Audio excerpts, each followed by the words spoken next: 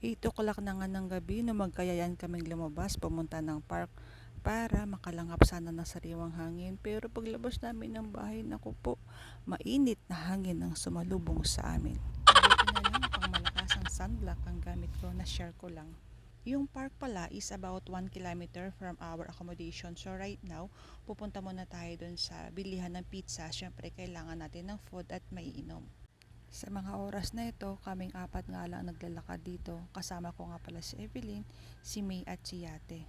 Kung iisipin talaga, malungkot ang buhay dito. Kaya kung ako sa'yo, kung nandito ka man sa Middle East, wag mo na isipin yung buhay mo para di ka malungkot. Oh, vlogger na ba ang lahat? Right now, nasa main road na nga tayo at malapit na tayo sa bilihan ng pizza.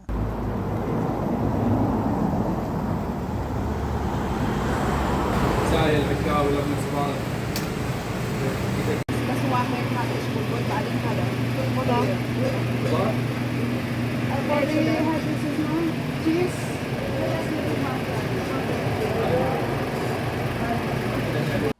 At tapos na nga kami umorder ng ish bulbul at saka veggie flavor na pizza. So waiting na lang tayo ng 15 minutes. Finally, the long wait is over. Nandito na nga yung pizza natin at syempre ang bida ang kailangan kumuha ng pizza. Actually, at this moment, maghihintay na lang sana kami ng bus para hindi sana kami masyadong mapagod. Alam mo na. Kaya lang walang dumadaan na bus eh. So no choice tayo. Maglalakad talaga tayo hanggang sa park. Actually, minsan lang talaga namin ginagawa ito dahil nga sa init ng panahon ngayon. Mabuti sana kung winter. Okay lang. At dumaan pa nga tayo ng Bacala.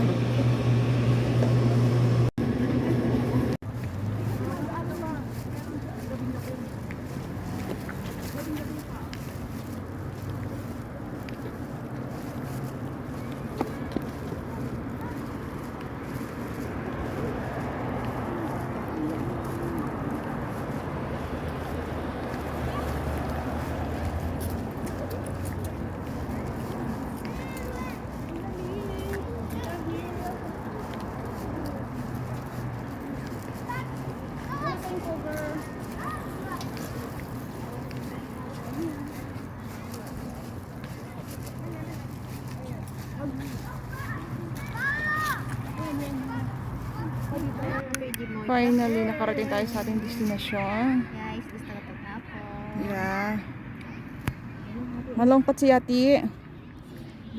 Napagod si Yati sa walk. Sa ating paglalakbay. Mga baon, meron tayong pizza. This is esh bulbul. Hadi esh bulbul eh. Baaden hadi esh. Esh flavor kudar, vegetable. Right. Ang ating mga baon. Pakapagod tayo papunta rito para lang kumain at para makalanghap ng mainit na hangin.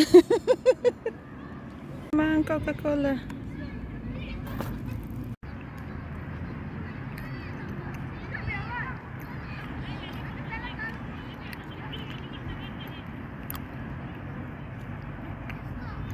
Bakit arba'in?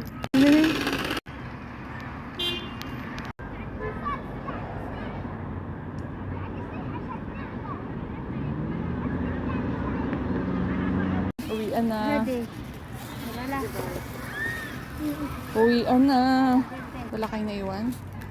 Yan, uwian na tayo.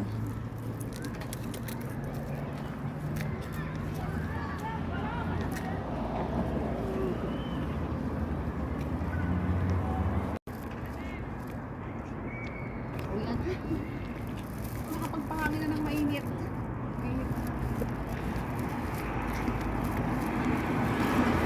Ating mansyon. Ayan yung ating mansyon.